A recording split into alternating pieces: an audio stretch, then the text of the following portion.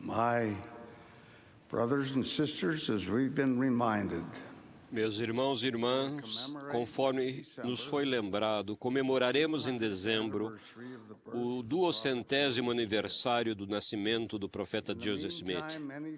Nesse meio tempo, ocorrerão muitas homenagens a essa significativa ocasião. Livros serão publicados, teremos simpósios com a participação de diversos eruditos, peças históricas, e um novo filme e muitas outras coisas. Com essa expectativa, senti, por ser o 15º na sequência de seu grande pináculo de realizações, oferecer o meu testemunho de seu divino chamado. Tenho em minhas mãos um pequeno livro de grande valor. Ele foi publicado em Liverpool, na Inglaterra, por Orson Pratt, em 1853, há 152 anos. É a narrativa de Lucy Mack Smith da vida de seu filho. Ele narra com mais pormenores as diversas visitas do anjo Moroni a Joseph e a revelação do livro de Mormon. O livro conta que, ao ouvir a respeito do encontro de Joseph com o anjo, seu irmão Alvin sugeriu que a família se reunisse e escutasse enquanto ele contava em detalhes sobre as grandes coisas que Deus revelou. Usarei essa declaração como tema para o meu discurso. As grandes coisas que Deus revelou por intermédio do profeta Joseph.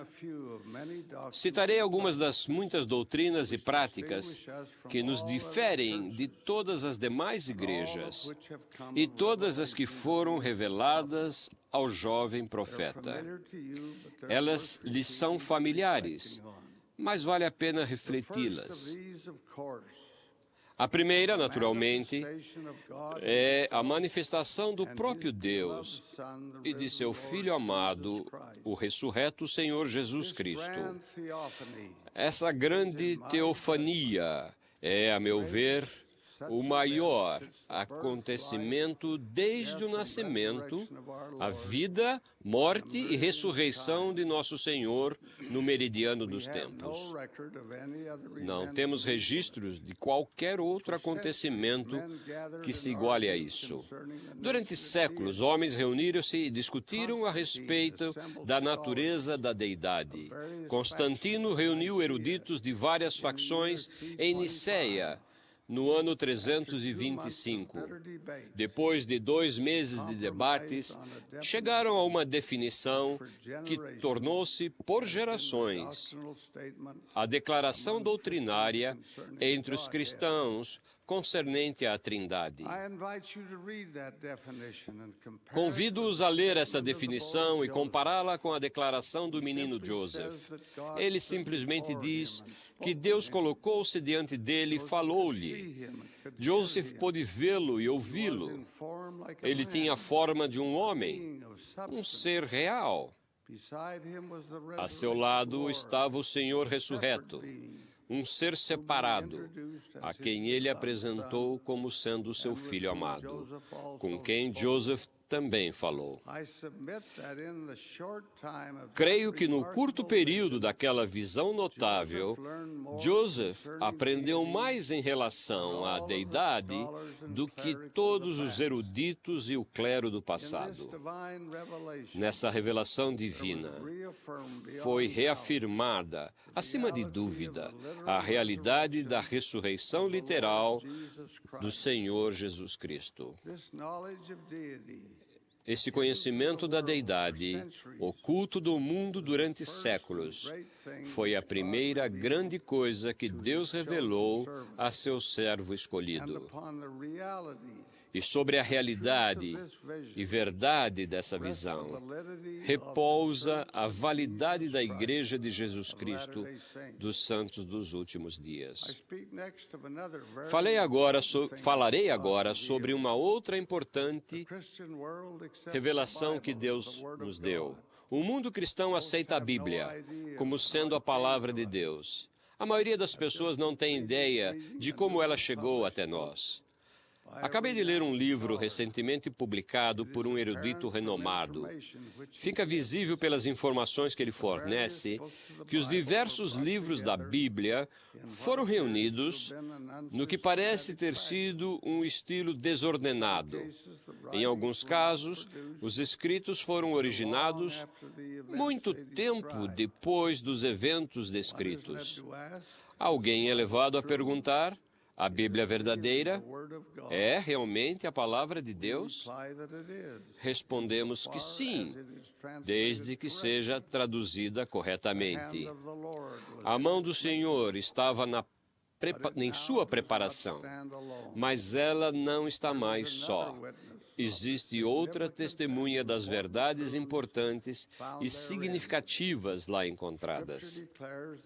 A Escritura declara que pela boca de 2 ou 3 testemunhas será confirmada toda a palavra. O livro de Mórmon foi revelado pelo dom e poder de Deus. Ele fala como a voz que clama do pó, em testemunho do Filho de Deus. Ele fala de seu nascimento, de seu ministério, de sua crucificação e ressurreição, e de seu aparecimento aos justos na terra de abundância no continente americano. É algo tangível que pode ser manuseado, que pode ser lido, que pode ser testado. Ele leva em seu interior uma promessa de sua origem divina. Milhões de pessoas colocaram-no à prova e descobriram que ele é um registro sagrado e verdadeiro. Ele foi escolhido por pessoas que não pertencem à nossa fé como um dos 20 livros publicados na América que tiveram maior influência sobre aqueles que os leram. Assim como a Bíblia é o testamento do Velho Mundo, o livro de Mórmon é o testamento do Novo Mundo. Eles caminham de mãos dadas na declaração de que Jesus é o Filho do Pai. Nos últimos 10 anos, 51 milhões de cópias foram distribuídas. Ele está agora disponível em 106 idiomas. Esse livro sagrado que veio como revelação do Todo-Poderoso é, de fato, outro testamento da divindade de nosso Senhor. Acredito que todo o mundo cristão devesse estender a mão, recebê-lo e abraçá-lo como um vibrante testemunho. Ele representa mais uma grande contribuição fundamental que veio como revelação ao profeta. Uma outra é o sacerdócio restaurado. O sacerdócio é a autoridade para agir em nome de Deus. Essa autoridade é a pedra angular de qualquer religião. Li outro livro recentemente. Ele trata da apostasia da igreja primitiva. Se a autoridade daquela igreja estava perdida, como é que foi restaurada? A autoridade do sacerdócio veio do único lugar de onde poderia ter vindo, ou seja, do céu. Foi concedido pelas mãos daqueles que o possuíam quando o Salvador caminhou na terra.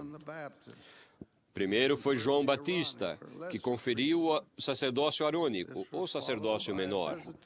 Ele foi seguido por uma visitação de Pedro, Tiago e João, apóstolos do Senhor Jesus Cristo, que conferiram a Joseph e a Oliver Cowdery o sacerdócio de Melquisedeque, que havia sido recebido por esses apóstolos, pelas mãos do próprio Senhor.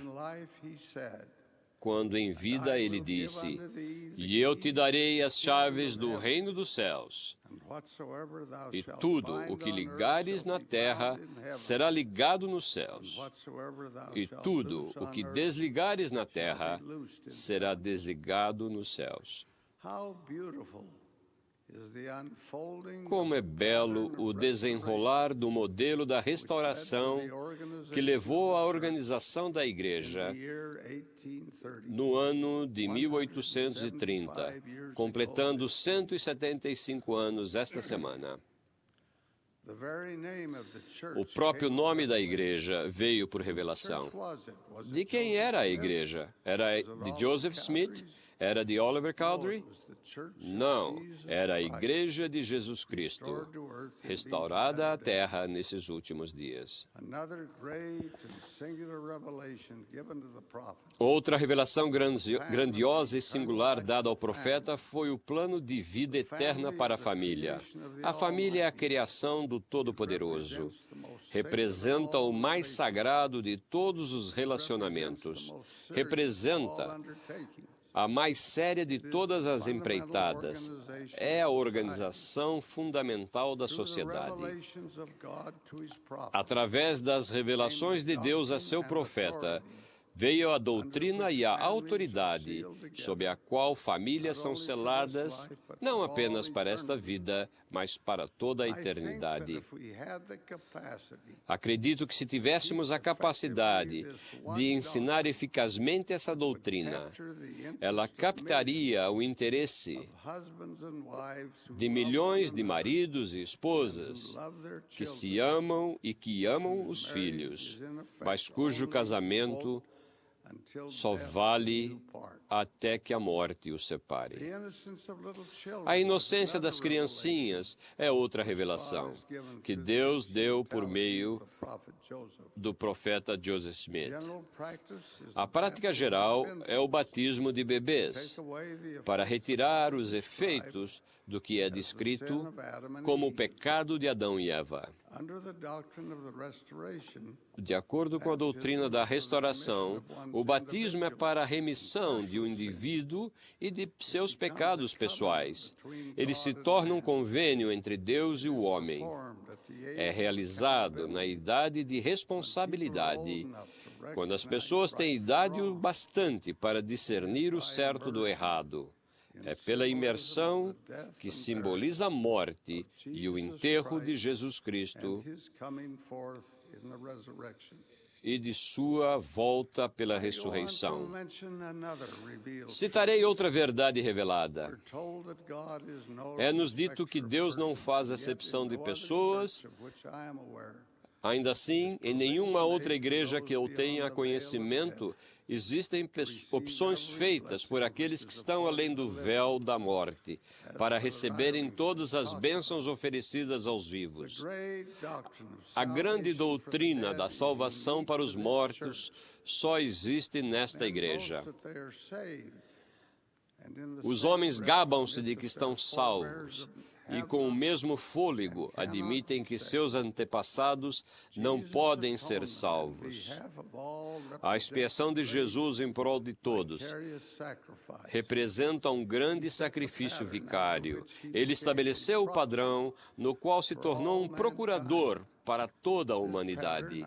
Esse padrão, sob o qual um homem pode agir em prol de outro, é levado adiante nas ordenanças da casa do Senhor. Lá servimos por aqueles que morrem sem um conhecimento do Evangelho. É deles a opção de aceitar ou rejeitar a ordenança realizada.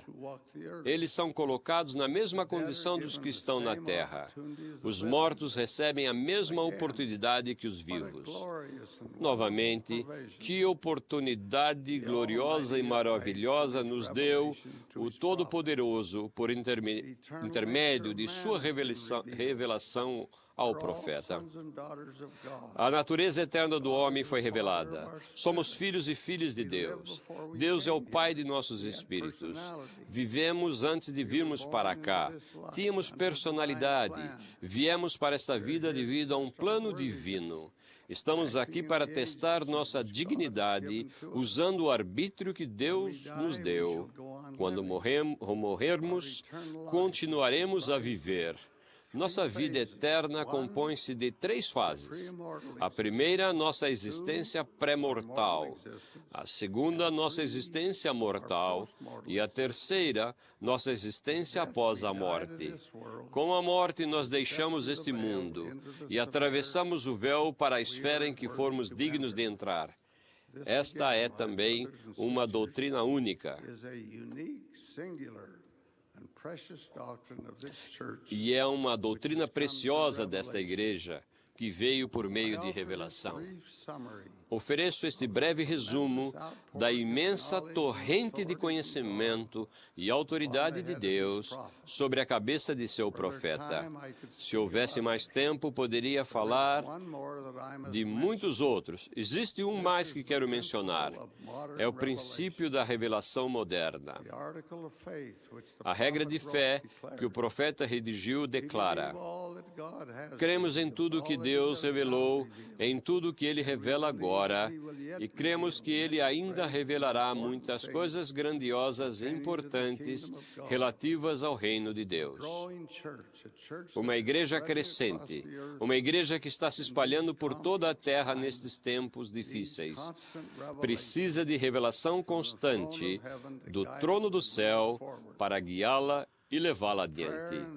Com oração e com a preocupação de se procurar fazer a vontade do Senhor, testificamos que a orientação é recebida, que a revelação chega e que o Senhor abençoa a sua igreja à medida que segue a trajetória de seu destino. No sólido alicerce do divino chamado do profeta Joseph Smith e das revelações de Deus que vieram por seu intermédio, nós seguimos em frente.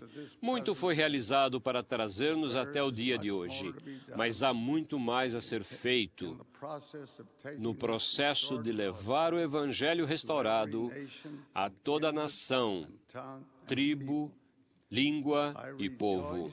Alegro-me com a oportunidade de associar-me a vocês ao prosseguirmos com fé. O peso é, por vezes, pesado, como bem sabem, mas não devemos reclamar.